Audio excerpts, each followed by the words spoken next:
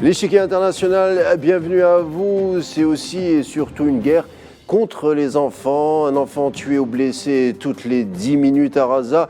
Toujours selon l'UNICEF, les enfants portent les stigmates des bombardements. Stigmates pour ne pas dire mutilation. Mais du côté sioniste, on ne s'embarrasse pas de si peu. Le détail n'étant pas consacré dans la prophétie d'Isaïe, un peuple des ténèbres, selon Netanyahou, Ben Gvir et consorts, cela se génocide, ni plus ni moins, au nom de Jéhovah, le Dieu vengeur, le tout pour faire venir le Messie. Ne rigolez pas, il s'agit bien de la politique actuelle de l'entité sioniste, mythe et légende, tellement irrationnelle que certaines anciennes figures politiques sionistes, comme le complice de Jeffrey Epstein, Ehud Barak, tirent la sonnette d'alarme. Il faut arrêter Netanyahou et sa clique, avertit-il. Et puis, enfin, nous évoquerons également la guerre qui monte en intensité entre l'Iran et l'entité sioniste, mais aussi des bombardements avec des bombes américaines dans le sud de Bagdad. Des bombardements jamais aussi intenses que depuis 2003. Voici globalement le menu du jour pour votre échiquier international. Et on commence tout de suite.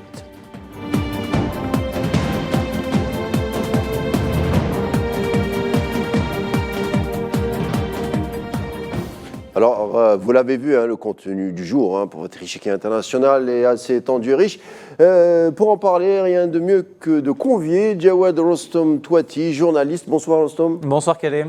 C'est un plaisir de vous recevoir. Plaisir partagé, merci de m'avoir invité. Un plaisir. Alors je le disais Rostom, dès l'entame, selon l'UNICEF, un enfant tué ou blessé toutes les 10 minutes. À quel moment on parlerait de génocide, de réalité de génocide à Gaza? Il faut arriver au double des enfants tués, au triple. À quel moment, quel est le seuil selon vous? Mais de toute façon, toute l'entreprise sioniste est une entreprise génocidaire. C'est une entreprise de nettoyage ethnique. C'est dûment documenté. On a parlé d'Ilan Pappé, on a parlé d'autres auteurs. Et l'obsession démographique a été au cœur de l'entreprise sioniste dès 1948. Et bien avant, évidemment, dès les massacres opérés par la Haganah et les milices sionistes.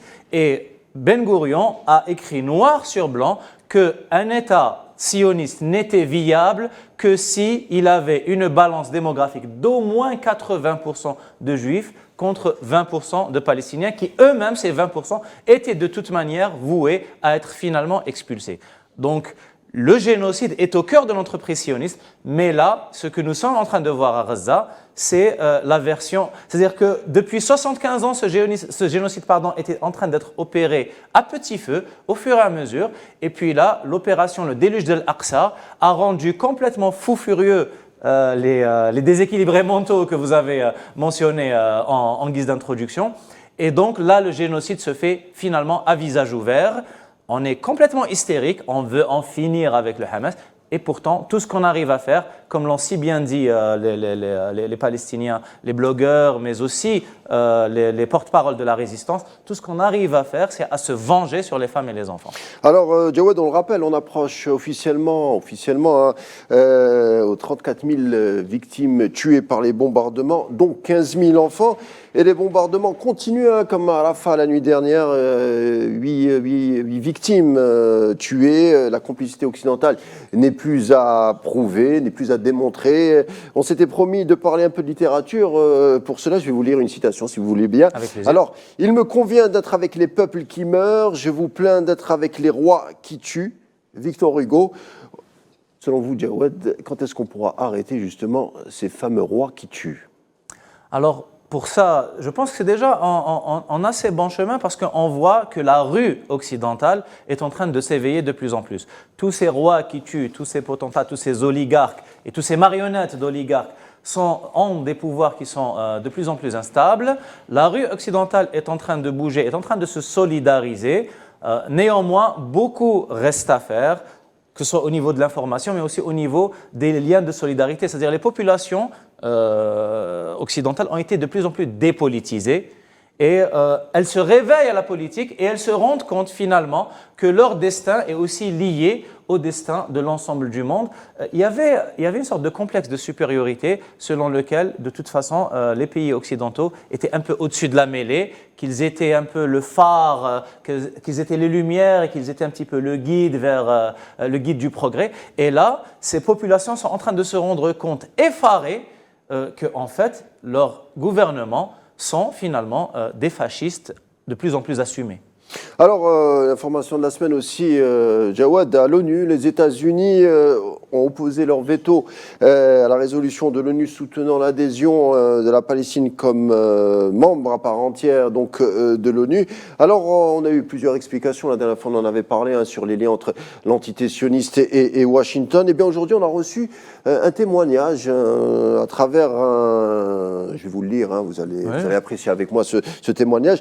Les membres des deux partis préféraient éviter de s'attirer les foudres de l'American Israel Public Committee, le fameux AIPAC, un puissant lobby transpartisan qui veillait à ce que les États-Unis continuent de soutenir inconditionnellement Israël. L'AIPAC pouvait exercer son influence sur presque tous les districts du pays, pratiquement tous les politiciens de Washington, moi y compris, ont compté des membres parmi les plus importants soutiens et donateurs. L'AIPAC avait commencé à prôner un renforcement de l'alliance entre les gouvernements américains et israéliens, même lorsqu'il s'agissait du second, qui entrait en contradiction avec la politique du premier. Selon vous, qui a prononcé ces mots ? Je l'ignore. Eh bien, c'est l'ex-locataire de la Maison-Blanche, prix Nobel de la paix, Barack Hussein Obama, qui terminera avec si on se mettait à défier l'AIPAC, eh bien, on se retrouvera avec un adversaire qui serait pourvu d'un budget beaucoup plus confortable que le nôtre. Témoignage ou un vœu, on pourrait dire, paru dans ses mémoires sortis en 2020. Terre promise, le titre est intéressant. Alors, sans mauvais jeu de mots, c'est-à-dire qu'en dernière instance, Obama est en train de blanchir l'administration américaine et de tout, et de tout rejeter sur le lobby sioniste qui serait soi-disant tout puissant. Or, qu'est-ce que c'est que cette toute-puissance alors qu'il suffit pour les États-Unis de cesser tout simplement de pourvoir l'entité sioniste en armement, de cesser de lui offrir un bouclier, parce qu'on l'a vu avec l'attaque de l'Iran, sans l'appui des États-Unis et des autres alliés de l'OTAN, l'attaque iranienne aurait fait encore plus de dégâts. De toute façon, c'était une attaque ciblée qui était, mais ça, c'est pas le sujet. Mais voilà, dire que l'AIPAC décide de la politique américaine et qu'elle a cette surpuissance, c'est de l'enfumage idéologique. Il ne faut pas inverser les rôles. C'est l'entité sioniste qui est le chien de garde. Il se déresponsabilise. Voilà, c'est l'entité sioniste qui est le chien de garde des États-Unis au Moyen-Orient. Mais lorsque les États-Unis sont un petit peu mal à l'aise vis-à-vis des débordements de son chien de garde, parce que quand un chien a la rage, on a du mal à le contrôler, et il a la rage, on l'a vu avec justement ceux qui ont pris la tête de l'entité sioniste, à ce moment-là, quand on veut tuer son chien, on dit qu'il a la rage et on se défausse sur l'AIPAC. On continue de monter en boucle cette histoire de lobby tout-puissant. Oui, les lobbies existent, oui, ils font des pressions, mais en dernière instance, ce qui se joue au Moyen-Orient, c'est l'hégémonie américaine. Et donc, une fois que l'entité sioniste va se désagréger, c'est l'hégémonie des États-Unis sur la région qui va se désagréger. Et là, c'est quelqu'un d'un peu plus sérieux que Barack Obama qui le dit. C'est entre autres Kissinger et beaucoup d'autres stratèges américains. C'est Robert Kennedy. C'est tous ceux qui ont opiné et ont dit que l'entité sioniste, c'est notre... Bon, ils n'ont pas utilisé le mot de chien de garde, mais voilà, c'est notre chien de garde au Proche-Orient. Notre fer de lance et ce qui nous permet de contrôler la région. Mais quand bien même, c'est un président américain qui parle comme ça, il ne parle pas des autres lobbies, il s'intéresse, il insiste sur un lobby sioniste. Et il explique aussi pourquoi le dossier du Moyen-Orient, l'éventuelle paix au Moyen-Orient, est gelé, et surtout que, malgré tout, il prévient que les successeurs au sein de la Maison-Blanche ne pourront rien faire pour décortiquer un peu cette situation. C'est ça l'aveu. C'est intéressant. Alors, déjà, ce n'est pas tout à fait la personne la plus crédible dans l'establishment américain. Il a représenté le peuple américain à travers 2 mandats. Oui, et ça a été 2 mandats qui relevaient de la farce, parce qu'il faut se rappeler que ce prix Nobel a quand même, durant 8 ans, déclenché cette guerre. Donc, là encore, on est dans l'enfumage et dans le double discours. Mais là encore, ce qui est fondamental, c'est qu'on est en train... D'une part, en ce qui concerne l'entité sioniste, de faire de Netanyahou et de son équipe des boucs émissaires de la défaite annoncée, et annoncée depuis quelques semaines déjà, de l'entité sioniste à Gaza, et on est en train de faire de l'AIPAC le bouc émissaire en fait, d'une politique américaine qui n'a jamais changé d'un iota. C'est-à-dire que d'une part, les Américains, par exemple, vont annoncer, vous avez mentionné la fameuse résolution à l'ONU. D'une part, les Américains ont mentionné, et on a des manchettes de journaux qui disent que Biden est en train de faire pression sur Netanyahou afin de lui faire accepter très rapidement l'éventualité d'une solution à 2 États. Or, d'autre part, lorsqu'il s'agit de faire admettre la Palestine au Conseil de sécurité, le seul État qui fait barrage, c'est les États-Unis. D'ailleurs, il est très significatif qu'en ce qui concerne la France et la Grande-Bretagne, ce fut l'abstention. C'est-à-dire qu'il y a un isolement croissant des États-Unis dans ce jusqu'au-boutisme qu'il s'agit de faire endosser à une entité sioniste qui tout à coup se retrouverait en fait avec la bride sur le cou et de faire oublier la responsabilité américaine dans le carnage qui se passe à Gaza. Et faire oublier cette responsabilité, c'est aussi lié aux enjeux électoraux qui arrivent à grands pas. Mais est-ce que vous avez lu, j'ai oublié de vous poser la question, est-ce que vous avez lu les mémoires de Barack Obama ? Non, parce que là encore, comme je vous l'ai dit, c'est pas quelqu'un que je prends tout à fait au sérieux. Et non, mais c'est toujours intéressant d'avoir un témoignage certes. à l'intérieur de l'administration washingtonienne. Alors déjà, on sait que ce genre de mémoire s'écrivent à plusieurs mains, d'une part, et d'autre part, c'est quelqu'un qui a un fil à la patte, comme à peu près tous les présidents américains, et donc qui ne dira que ce qu'on l'autorisera à dire. Donc je n'ai pas lu ses mémoires, mais moi ce qui m'intéresse, ce sont les faits et les faits concrets. Or, on voit bien qu'il y a une duplicité américaine, et la duplicité américaine est de plus en plus voyante parce que sa perte de pouvoir et sa perte d'hégémonie l'oblige à chaque fois à dire une chose et son contraire afin de constamment essayer de se défausser et afin de constamment essayer de masquer ses échecs, que ce soit au Moyen-Orient ou en Ukraine où c'est carrément la débandade. Alors on va parler d'un autre livre, Mearsheimer and Walt, la politique étrangère américaine et la politique israélienne. Vous l'avez lu ce livre? Il dit exactement le contraire. J'ai lu Mearsheimer, mais je n'ai pas encore eu l'opportunité de Il dit exactement le contraire. Il dit justement que les Américains, en tout cas Washington, est piégé par le lobby de l'AIPAC qui est trop puissant, qui a investi absolument toutes les strates politiques de Washington et qu'à un moment donné, les intérêts américains vont se confronter fortement avec les intérêts sionistes et à ce moment-là, il y aura une rupture. Zbigniew Brzezinski, à l'époque, avant de mourir, avait alerté sur ce danger, Kissinger également. Est-ce que ça ne plaide pas pour dire que l'entité sioniste, c'est le chien de garde de Washington? C'est beaucoup plus ambivalent que ça. Évidemment, parce que prenez par exemple un autre niveau. Vous avez un État qui va par exemple s'appuyer sur une mafia interne, sur sa mafia locale pour contrôler certaines régions un petit peu turbulentes, etc. Au bout d'un moment, cette mafia va gagner en autonomie, elle va gagner en puissance et oui, parfois des intérêts vont devenir contradictoires. Or là, ce qu'on est en train de voir, c'est qu'avec tous ces discours-là, c'est que l'entité sioniste est de plus en plus hors de contrôle, notamment avec son aile extrémiste, celle du Likoud, et l'aile extrême du Likoud à l'intérieur du Likoud qui n'est déjà pas tout à fait modéré. Il n'est pas composé de lumière, et donc on voit que à partir du moment où l'entité sioniste est en train de faire passer les États-Unis les États-Unis pendant très longtemps ont eu ce titre de gendarme du monde. C'est l'Empire. Et lorsqu'on parlait de perte d'hégémonie des États-Unis, lorsqu'on parlait de désagrégation de l'Empire américain, on disait oui, mais qui sera là pour remplir le vide? Personne n'a la même envergure. C'est-à-dire on avait tellement intériorisé l'idée de gendarme du monde qu'on n'avait pas la même occasion intériorisé l'idée qu'un gendarme était nécessaire au monde, comme si le monde était une sorte de gosse à qui il fallait quelqu'un d'adulte et de puissant qui le chapeauterait. Sinon, tous les pays se mangeraient le nez comme s'il n'y avait pas de droit international. Alors que ça fait des décennies que le plus grand violateur du droit international, c'est les États-Unis, justement. Donc, à un moment donné, les États-Unis ont perdu cette figure de gendarme du monde et cette idée que leur perte d'hégémonie amènerait le chaos. Et on le voit aujourd'hui au Moyen-Orient, le plus grand producteur de chaos et le plus grand ennemi de la paix, ce sont les États-Unis eux-mêmes. Or, ils veulent se défausser sur celui qui était hier, justement, leur chien de garde au Proche-Orient. Et donc, on va sortir ces histoires d'AIPAC, on va sortir, etc. C'est tout de même un comble qu'un farceur comme Barack Obama ait tout à coup ce grand courage, avec tous les fils à la patte qu'on lui connaît, le Pizzagate. Vous avez mentionné comment quelqu'un qui est lié à Epstein aurait tout à coup ce grand courage de s'opposer, par ailleurs, à ce lobby sioniste qu'on nous vend comme tout-puissant. Ce mythe du lobbying qui serait au-dessus des intérêts, notamment de l'État profond, c'est un mythe qui, en définitive, n'est que de la poudre aux yeux pour dire que ce génocide-là, nous nous en lavons les mains et que nous avons un petit peu les mains liées, que c'est la politique, c'est compliqué, etc.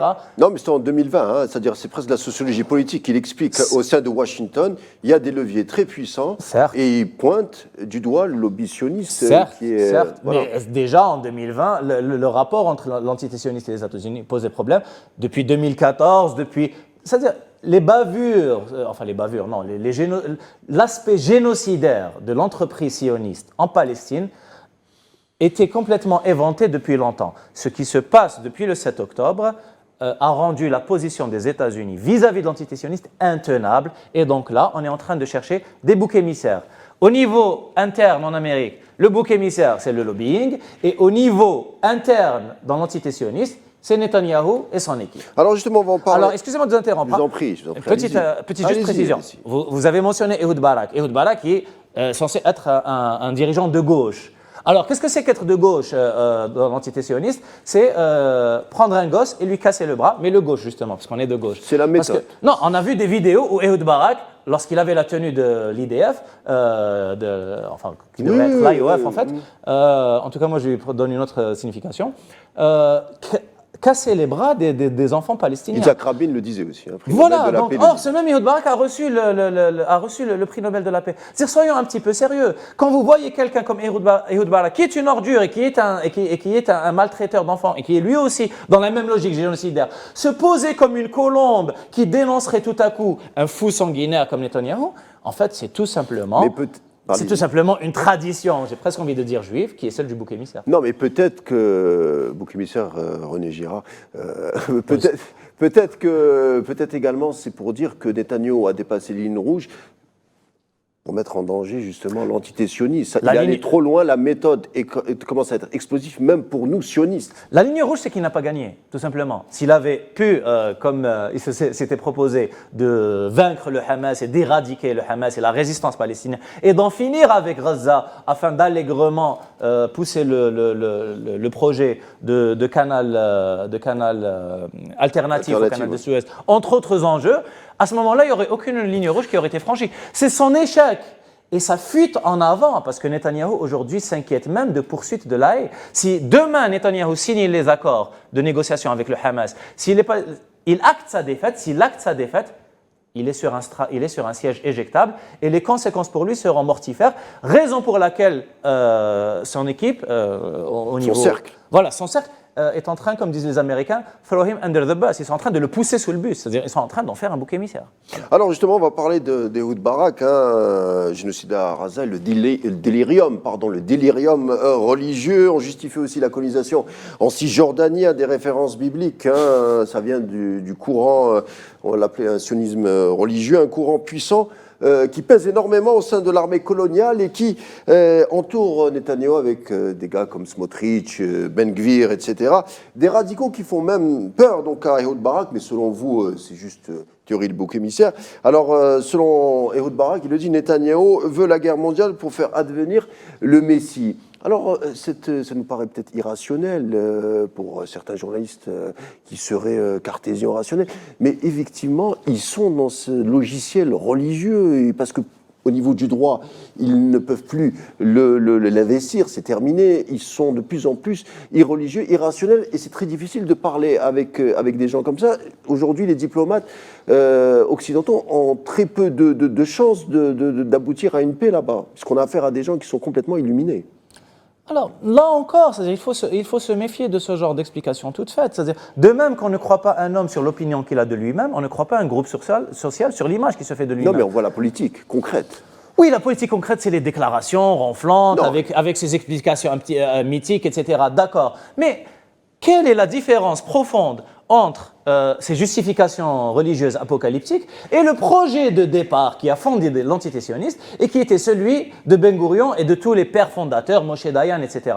C'est exactement la même chose. C'est juste le modus operandi qui change, qui s'accélère, etc. Alors, je vous interromps, Oui, rapidement. je vous en À prie. l'époque, en 1948, quand les sionistes, avec Moshe Dayan, le célèbre général sioniste Moshe Dayan, avec sa troupe arrivée à la mosquée d'Al-Aqsa, il y a un célèbre rabbin, qui lui avait dit, maintenant, il faut détruire la mosquée d'Al-Aqsa. Et Moshe Dayan lui dit, si on fait ça, on aura une guerre de 1000 ans avec les Arabes. Donc déjà, on voit qu'à l'époque, il y avait deux courants sionistes. Aujourd'hui, ce courant n'existe plus. Non, il n'y a pas de courant sioniste. Il y a des gens plus ou moins rationnels et qui évaluent le rapport de force. Et il y a des gens qui sont timbrés. Ben, évidemment qu'un type comme Ben Gvir est à côté de la plaque, qui n'a aucune vision stratégique et qu'il est, je pense, psychotique.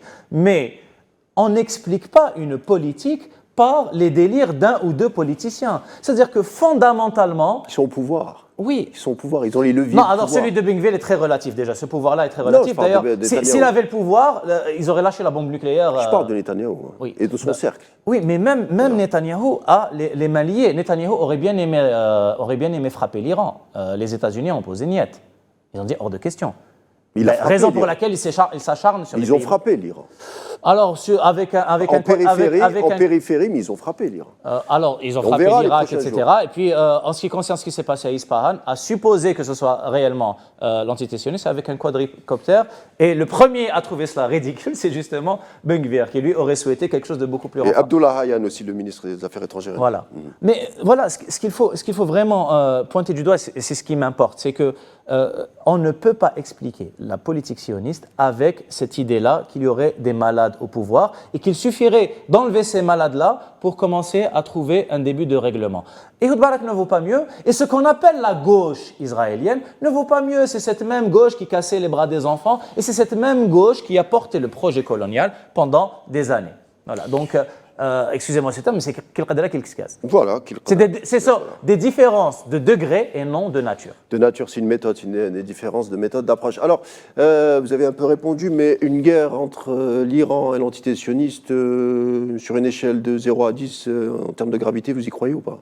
Non, parce que ni l'entité sioniste, ni son maître, les États-Unis, n'ont les moyens de l'assumer.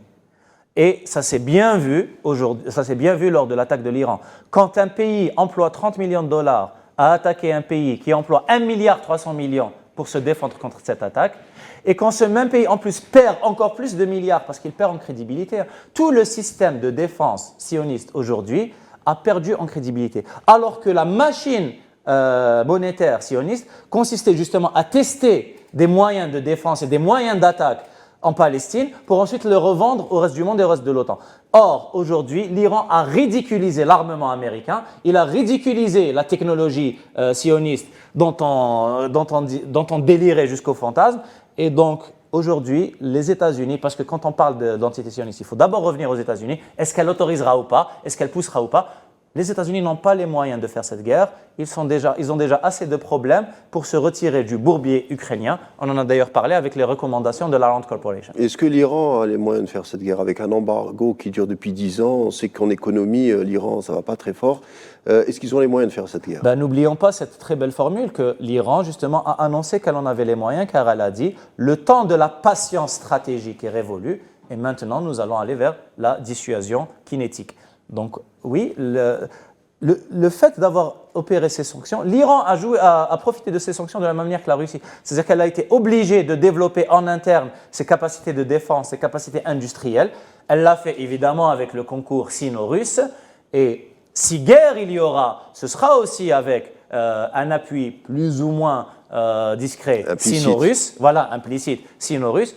Et donc, je pense pas qu'il y aura de guerre, mais si jamais un cinglé réussit à appuyer sur un bouton, les Iraniens ont bien montré qu'ils maîtrisaient l'équation beaucoup mieux que des gens comme Netanyahou, Smotrich, etc. Voilà, ça sera le mot de la fin avec Djouad Rassoum Touati. Merci d'avoir été des nôtres. Merci pour cet échange. Ici International arrive à sa fin. Mais on se retrouve demain, même heure et même chaîne. D'ici là, portez-vous bien et bonne soirée.